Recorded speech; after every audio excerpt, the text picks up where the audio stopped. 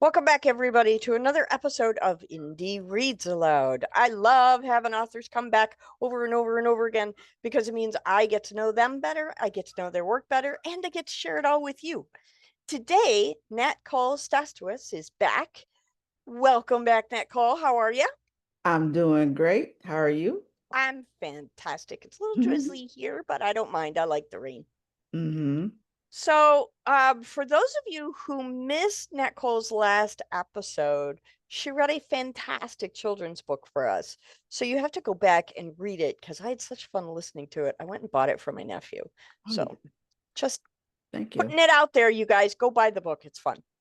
Um, Natcole is the founder and CEO of KinderPress and an award-winning author. She's written over 60 books, folks. 60. That's insane. I don't know how you do it. Don't know how. Sleep. Do you sleep? Because 60 is a I, lot of books. I know. I tend to work it in there a little bit, and then even in my dreams, I may be writing even still. There you go. I like that.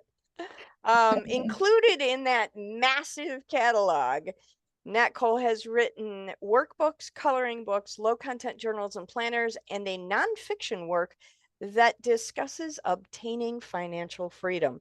We can all use tips on that. And I Mhm. know you're going to come back in the future and read a little bit from that for us too. So everybody should bookmark the program so you can come back and hear that. Today, however, Nat Cole is going to be reading from her book, Dear Child of Mine. Where did you get the idea for this story? My kids, uh, I pretty much thought of like kind of like time travel.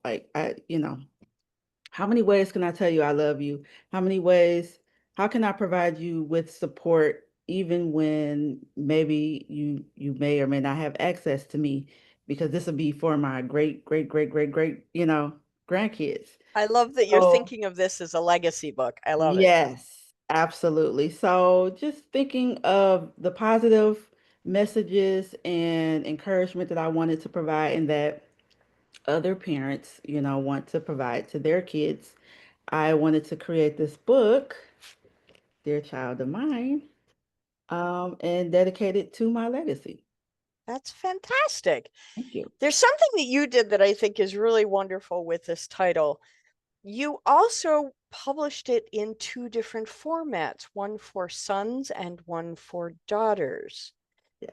Does Mhm. that mean that there's different content inside specific to boys and girls, or did you just republish it with a new cover to kind of appeal Mhm. to people who are looking for that?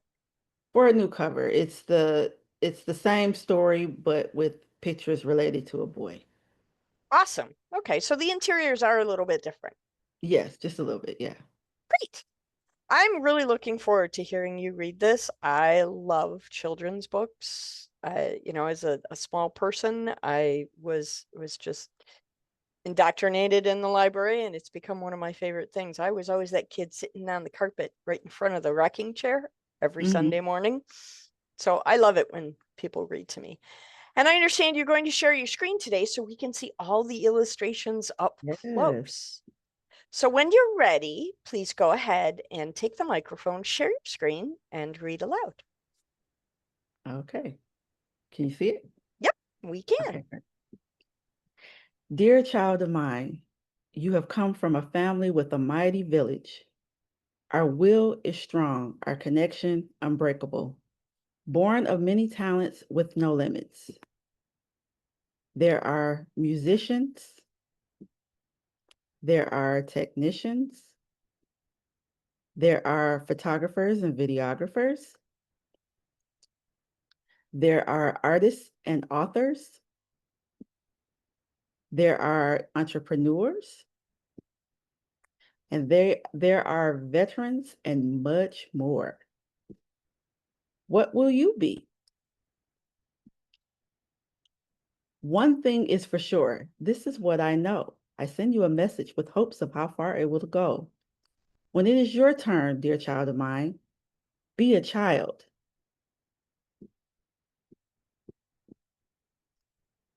Be a teen, because to be an adult will soon no longer be a dream. You can be one thing or you can be many things, a doctor, a lawyer, whatever you choose when it is time. Fear will not hold you back. Your willpower will shine. I want you to strive to be the best you because guess what, dear child of mine? I love you. As it was told to me, the same holds true. There's no amount of money that I would trade for you. Not 1 million, not 2 million, not 3 million, not 4. I love you forever, and forever you are mine to adore. The end. That is very, very sweet. I Thank absolutely love um I love the way that you just reinforce all those really strong affirmations that little kids need to hear, but you do it in you. such a way that's so gentle. Mm-hmm.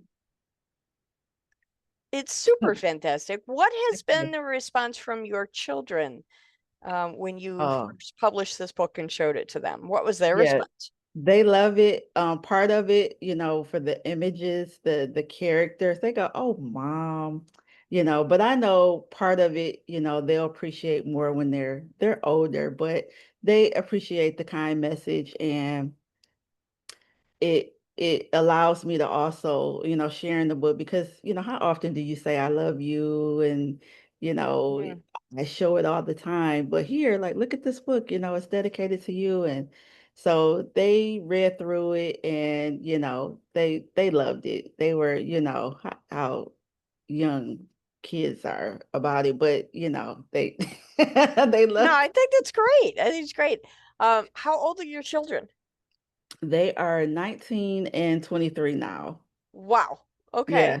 So did you write this for them when they were little, or did you write it when they were teens or in their even currently in They their were young teens. adult years? They were Yeah, teens? they were teens. Okay. Mhm. That's very sweet. Very lovely. Thank you. Um, and again, you have two versions of this. So what was your thinking in making two versions? Was it a what was what why did you want to do that? I mean, I can come up with some reasons in my head, but I'd like to hear yours. Yeah, you know what? Absolutely. Well, it's difficult because when you have a story, you capture a story, you want to make sure that that representation is there. And sometimes, depending on the way the story will unfold, you may or may not be able to insert all the characters you want to insert in that one story. So I thought this would be pretty cool to have one just for them, so they can say, "Oh, just for me," this is how mom and dad feels, grandma, whoever, you know, feels about me because it's as a collective, our aunts, uncles, it's a village. We Sure. all love and support you. So I wanted to kind of make it more like a just for me, type of representation based on how the story was told. I also love, and correct me if I'm wrong, but the illustrations in this book seem to almost to also be blended family inclusive. Yes, I yes, love that you did that.